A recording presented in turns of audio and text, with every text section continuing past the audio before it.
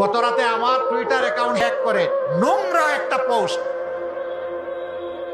কোন একটা বিপদগামী দিয়ে বসেছে, আর এইটা নিয়ে কিছু মানুষ হই হই রই রই শুরু করে দিছে। হ্যাঁ, আমরা ডাকাত ধরে ফেলেছি। কোন জায়গা থেকে এটা করা হয়েছে এটা আমরা চিহ্নিত করে ফেলেছি। ইতিমধ্যে জাতির সামনে আমরা উন্মুক্ত করে দিয়েছি। একদম ফকফকা উজ্জ্বল ভাবে আমরা জাতির সামনে এটা তুলে ধরবো। মনে রাখবেন, হাসিনার মতো ফ্যাসিস্টকে পরোয়া করি না, অন্য কোনো ফ্যাসিস্টকে পরোয়া করার কোনো প্রশ্নই উঠে না।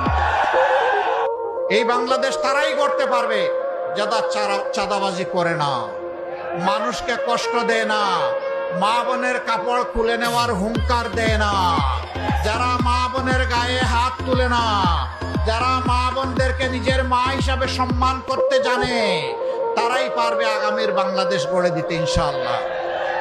আমরা 11টি দল আমরা ঘোষণা দিয়েছি, চাঁদা আমরা নিব না, চাঁদা আমরা কাউকে নিতেও দেব না। আমরা ঘোষণা দিয়েছি দুর্নীতি আমরা করব না, নিজের বগলের নিচে কোনো দুর্নীতিবাজকে আমরা প্রশ্রয় দেব না। আমরা ঘোষণা দিয়েছি ন্যায় বিচার সর্বত্র কায়েম হবে, এই ন্যায় বিচারে হস্তক্ষেপ করার দুঃসাহস কেউ দেখাতে পারবে না।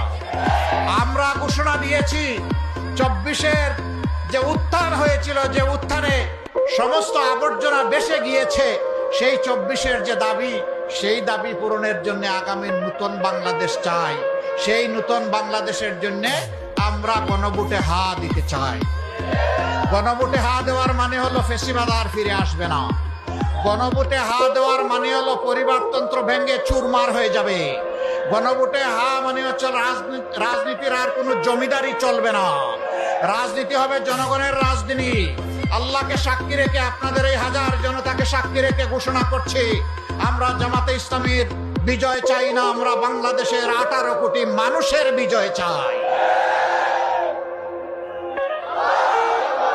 18 কোটি মানুষের বিজয় যেদিন হবে, আমাদের রাজনীতি সেদিন সার্থক হবে ইনশাআল্লাহ। একদল লোক এখনই কি করছে আপনারা দেখতে পাচ্ছেন। এদের হাতে দেশের দায়িত্ব দিলে এই দেশের কোনো অস্তিত্ব এরা রাখবে না। এরা খাবলে, খামছে, কামড়ে আবার 56,000 বর্গ মাইলার 18 কোটি মানুষকে শেষ করে দিবে এরা। এদের হাতে দেশের দায়িত্ব দেওয়া যায় না, এটা নিরাপদ নয়।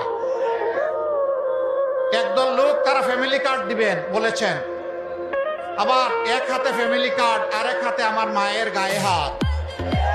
এই দুইটা আমরা দেখতে চাই না। মনে রাখবেন, 24-এর আন্দোলনে কার কি অবদান জানি না, কিন্তু এদেশের মায়েদের অবদান ছিল। জুলাই 15 তারিখ ঢাকা বিশ্ববিদ্যালয়ে আমাদের কলিজার টুকরা ছাত্রীদের গায়ে যখন মুগর বাহিনী হাত দিয়েছিল, সেদিনই বাংলাদেশ জ্বলে উঠেছিল।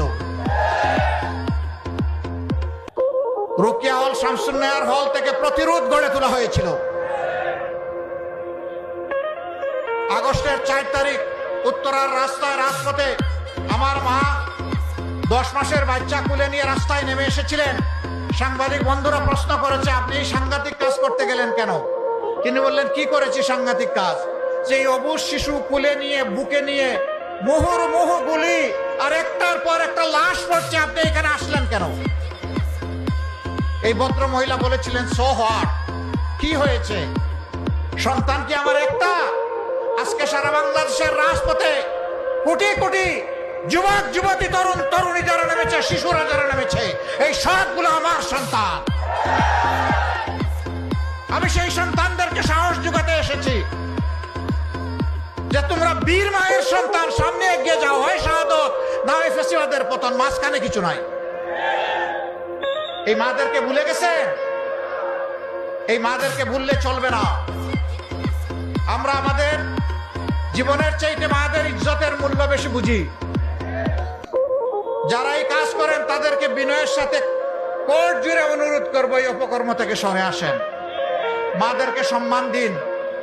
যদি আপনার মাকে আপনি সম্মান দিতে পারেন, বাংলাদেশের 9 কোটি মাকে আপনি সম্মান দিতে পারবেন। আর যারা নিজের মাকে সম্মান দিতে পারে না, তারা দুর্ভাগা, তারা অন্য কোনো নারীকে সম্মান করতে পারবে না। আমরা সাবধান করে দিচ্ছি, সব সহ্য করব, মায়ের ইজ্জতে টান দিবেন এটা বরদাস্ত করব না। সেখানে কোনো ছাড় নাই। আমি এই কথাগুলা কয়েকদিন ধরে এই অপকর্মের প্রতিবাদ করছি। আমরা কার প্রত্যাশার বাংলাদেশ গড়তে চাই? আমার মায়ের প্রত্যাশার বাংলাদেশ গড়তে চাই। আমার যে মা চান তিনি, তার সন্তান এবং তার নাতিপুতি সবাই এই বাংলাদেশে নিরাপত্তার সাথে বসবাস করবেন, সেই মায়ের প্রত্যাশার বাংলাদেশটা গড়তে চাই। আর কোনো মায়ের ইজ্জত নিয়ে কেউ টান দেওয়ার কোনো দুঃসাহস দেখাবে না, ওই বাংলাদেশটাই গড়তে চাই। আমার মায়েরা ঘরে, চলাচলে, কর্মস্থলে, শিক্ষা প্রতিষ্ঠানে সব জায়গায় পূর্ণ নিরাপত্তা এবং ইজ্জত নিয়ে থাকবেন, সেই বাংলাদেশ গড়তে চাই। ওই বাংলাদেশটা গড়তে চাই যেই বাংলাদেশে চাঁদাবাজরা আর কাউকে বিরক্ত করার দুঃসাহস দেখাবে না। ওই বাংলাদেশটা গড়তে চাই জায়গায় জায়গায় যারা ওই স্ট্যান্ড এই স্ট্যান্ড দখল করার মতো দুঃসাহস দেখাবে না। ওই বাংলাদেশটাই গড়তে চাই যেখানে দুর্নীতি সমস্ত সমাজকে সমুদ্রের তলে ডুবিয়ে দেবে না। জনগণের টাকা লুণ্ঠন করে বাংলাদেশ থেকে এই টাকা বিদেশের মাটিতে পাচার করে বেগমপাড়া আর সিঙ্গাপুর গড়ার আর স্বপ্ন কেউ দেখবে না, সেই বাংলাদেশ আমরা করতে চাই। যে টাকা চুরি করে লুণ্ঠন করে জনগণের টাকা ব্যাংক খালি করে নিয়ে যাওয়া হয়েছে, আল্লাহ যদি আমাদেরকে সামর্থ্য দেন ওদের পেটের ভিতরে হাত ঢুকাইয়া সেই টাকা বের করে আনবো ইনশাআল্লাহ। এটি জনগণের টাকা। এই জনগণের টাকা রাষ্ট্রীয় ট্রেজারিতে যোগ হবে এবং সেখানে এই টাকা দিয়ে জনগণের কল্যাণ এবং উন্নয়ন সাধন করা হবে ইনশাআল্লাহ। আর বেইনসাফি করা হবে না, বেইনসাফির কোনো সুযোগ দেওয়া হবে না। মন্ত্রী, প্রধানমন্ত্রী, প্রেসিডেন্ট হলে তার বাড়িতে উন্নয়ন হবে, তার গাড়ির উন্নয়ন হবে না। এদেশের মানুষ ইনসাফের ভিত্তিতে উন্নয়ন পাবে ইনশাআল্লাহ। একজন একটু আজানের জবাব দেবেন। সম্মানিত বন্ধুগণ, আমরা ওই বাংলাদেশটা চাচ্ছি যেই বাংলাদেশে গত 24 জুলাইয়ে বুক পেতে যুদ্ধ করা মা বোনেরা, আমাদের সন্তানেরা যেই বাংলাদেশটা কল্পনা করেছিল, স্বপ্ন দেখেছিল, ওই বাংলাদেশ করতে চাই। সেদিন কোনো যুব সমাজ, আমার ছেলেমেয়েরা মিছিল করে কারো কাছে গিয়ে বলে নাই আমাদেরকে বেকার ভাতা দাও, এইটা বলে নাই। বলেছে আমরা আমাদের হাত দিয়ে কাজ করতে চাই, আমার কাজটা আমাকে করতে দাও, আমার কাজের অধিকার আমাকে দাও, আমার চাকরির অধিকার আমাকে দাও।